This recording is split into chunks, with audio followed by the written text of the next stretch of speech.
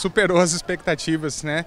Eu acho que foram um dos anos que mais tiveram participação dos alunos, das escolas, e eu tenho só a agradecer aos professores, aos diretores, coordenadores da Escola Municipal e da Escola Estadual, agradecer também ao pessoal da Prefeitura, à equipe da Prefeitura, todas as entidades que participaram aqui hoje, né? A Igreja Adventista, o Conselho Tutelar, a equipe de Proteção Social Especial, o CRAS, o pessoal da Assistência Social de maneira geral, o pessoal da Prefeitura mesmo, sem eles nada disso teria acontecido. E assim, foi um sucesso naquilo que a gente propôs, né? Que é esse alerta na sociedade sobre o dia 18 de maio, sobre conscientizar as pessoas da importância de denunciar, da importância que esse tema tem na nossa sociedade. A gente precisa combater esse crime de um jeito ou de outro, a gente precisa combater. E isto vem de encontro com aquilo que é um trabalho que vem fazendo há muito tempo, inclusive, com respeito a essa conscientização. E aí a gente viu o número de pessoas e o interesse que está despertando, né? Sim, a data, né, a alusão ao 18 de maio em forma de manifestações, ela acontece desde os anos 2000, né? Quando virou lei, quando o projeto virou lei, e aí a gente trabalha esse tema de forma integral nos grupos da política de assistência social, nas escolas, de maneira geral. Então o que a gente tem observado é que cada vez mais a gente consegue empoderar a população de conhecimento a respeito do tema, né? Quanto mais jovens souberem desse tipo de crime, quanto mais jovens reconhecerem os sintomas que começam, né, do abuso, mais denúncia a gente vai ter, mais a gente consegue intervir e menos crianças vão sofrer. A gente fica perguntando, onde é que o Rafael procura e acha tanto fôlego e vigor para fazer todo esse trabalho? É no CRAS, é fora do CRAS, é no Conselho Tutelar e tal. Você realmente tem sido um baluarte nessa luta, né? Obrigado, mas a gente não faz nada sozinho, né? Eu tenho uma equipe fantástica, que o suporte que a gente recebe tanto da secretaria, da secretária, da senhora Silvana, da prefeitura, dos técnicos do CRAS, da equipe do CRAS. Sem eles nada disso aconteceria. Hoje mesmo você viu aí a participação das escolas, né? Os professores, coordenadores, os alunos. Sem eles nada disso. Eu sou só uma pecinha no meio dessa engrenagem gigantesca. E deixa transparecer, inclusive, que você faz isso com a maior gratidão, porque é, sem dúvida, gratificante. É gratificante, eu sou apaixonado pela política de assistência social, é um trabalho que eu amo fazer e essa ideia de poder ajudar alguém, poder ajudar os outros, principalmente criança e adolescente, né, com esse crime tão horrível, com essa situação tão difícil que é a situação do abuso, esse crime que é de difícil descoberta, porque ele acontece dentro de casa, né, como a gente disse ontem nas palestras, mais de 80% dos casos, o abusador é alguém de dentro de casa, é alguém conhecido da vítima. Nós estamos falando de pai, padrasto, mãe, tio, primo. É alguém que senta na mesa com a criança todos os dias, é alguém que a criança confia. E então, assim, é um crime muito complexo para ser trabalhado e os malefícios desse tipo de situação para a criança são terríveis, são a longo prazo. E essas crianças precisam ser cuidadas, precisam ser olhadas. Então, hoje as pessoas pensam que esses casos vêm aumentando, mas o aumento disso também se deve à coragem, né, das mães, outros profissionais envolvidos perto dessas crianças e adolescentes em denunciar. Porque muitas vezes essas coisas sempre aconteceu, mas guardava embaixo do pano e às vezes parentes ou profissionais, vizinhos não queriam se envolver. Hoje o envolvimento é muito grande e como deve ser procedido, né? Não pode ser omisso quem presenciar esse tipo de fato ou ficar sabendo, não quero me envolver. São vários órgãos que você pode procurar, desde o Conselho Tutelar, eu tenho confiança na polícia. Procura a polícia, procura certo policial, mas tem que ser tomada providência. Aí como que vai ocorrer depois? Aí isso vai gerar um boletim de ocorrência, vai gerar uma investigação, vai gerar todo um tratamento com essa criança e adolescente. O que não pode é se omitir. E ainda tem que ser conversado bastante com essa criança e adolescente, ou até mesmo com os pais, para dar apoio nesse momento. Ou se é o pai que está fazendo, porque infelizmente ocorre, e ocorreu até aqui nessa cidade isso, né, infelizmente.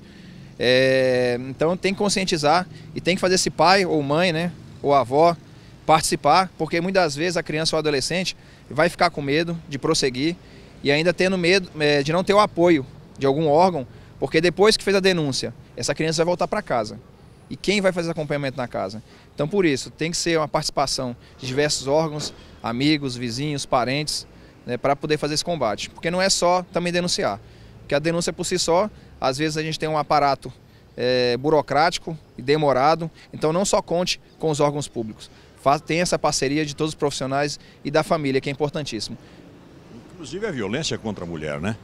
Sim, a violência contra a mulher também hoje é um fato que ocorre, infelizmente, mas a gente vem fazendo aqui ações preventivas e de acompanhamento vem dando certo, as mulheres cada vez mais vêm denunciando, né? O que não pode ser feito também, eu sempre friso isso, ocorre a violência doméstica demais, só que muitas vezes algumas mulheres utilizam disso, né, para ameaçar os seus maridos ou para conseguir o que elas queiram, né? Aí às vezes acaba utilizando a polícia para fazer isso, e isso é crime, né? Falsa denunciação, então vai responder também. Então, sendo uma coisa correta, né, com certeza a gente vai agir com todo o rigor da lei. O mês de maio foi eleito como o mês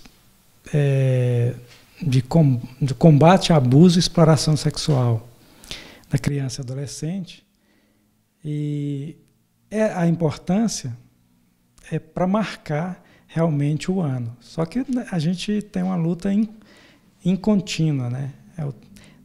Ou, na verdade, contínua, né, nesse tipo de violência. Porque, infelizmente, a maioria dos casos de violência e exploração sexual acontece no seio familiar ou no círculo de amigos. E é justamente o meio que deveria oferecer um desenvolvimento saudável.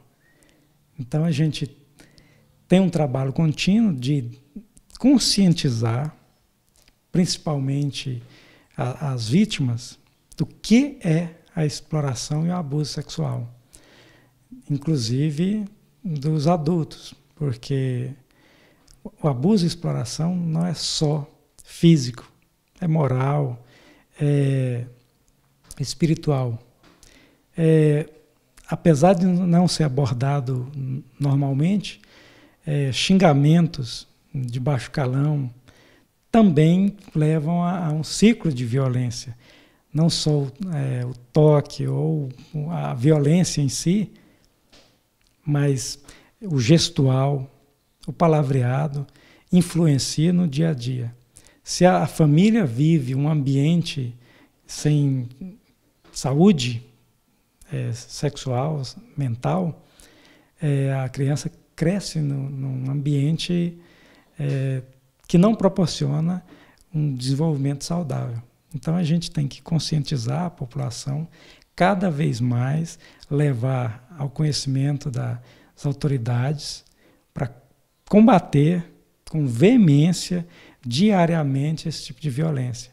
As nossas crianças e adolescentes têm constitucionalmente o direito de prioridade absoluta, inclusive na formação educacional, formação moral, formação espiritual, e a gente tem que trabalhar continuamente.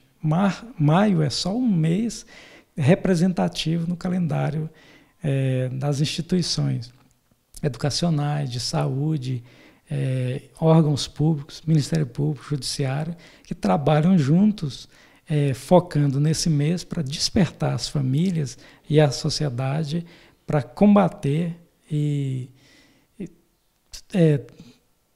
seria um sonho, né, acabar com esse tipo de violência, mas a gente luta para isso. Doutor, agora aqui em Alto Taquari especificamente, é lógico que também tem muitos desses casos que tem que ainda correr em sigilo, mas na verdade, no geral, tem sentido, porque nós sabemos que o Ministério Público é o órgão, inclusive, que recebe denúncias assim e tem a participação perfeita. Como é que é esse caso de assédio ou de exploração em Alto Taquari? Olha, são poucos os casos que são levados ao conhecimento dos órgãos públicos que cuidam disso, infelizmente. Mas a gente tem conversado com os órgãos, principalmente com a escola, que trabalha diariamente com os estudantes, crianças e adolescentes, para quando tomarem conhecimento ou quando perceberem mudança de comportamento, principalmente criança e adolescente, levar ao conhecimento dos órgãos, da polícia, do Conselho Tutelar, dos órgãos de saúde, para que a gente tome medidas de combate. Infelizmente, são poucos os casos que chegam ao conhecimento, apesar de a gente saber que existem em grande número, infelizmente. Agora, nós estamos falando aqui de exploração sexual contra a criança e adolescente. Tem casos que há aquela diferença de idade. Uma criança, uma menina, por exemplo, com 13 anos de idade, pode estar vivendo maritalmente com um adulto. Isso é considerado estupro? Sim. Doutor, quem deve fazer a denúncia? Os pais responsáveis ou a pessoa que se sentir lesada? Todos que tomarem conhecimento devem levar aos órgãos públicos. Desde professor, familiares, vizinhos, órgãos de saúde pública, todos que tomarem conhecimento devem levar adiante, devem notificar, principalmente nesses casos, leva ao conhecimento do Conselho Tutelar, que tem uma habilitação própria de levar o caso à autoridade policial e aos demais órgãos públicos, encaminhamento para tratamentos de saúde, né? Porque afeta a própria saúde, acompanhamento psicológico pelo NASF. Todos esses casos, inicialmente, se tomarem conhecimento, levem ao conhecimento do Conselho Tutelar, para daí a gente começar a tomar as medidas. Evidentemente, no caso de flagrante, já chama a polícia e prende em flagrante, né? Para depois o Conselho Tutelar atuar, né? Mas todos têm a obrigação legal e moral de levar adiante.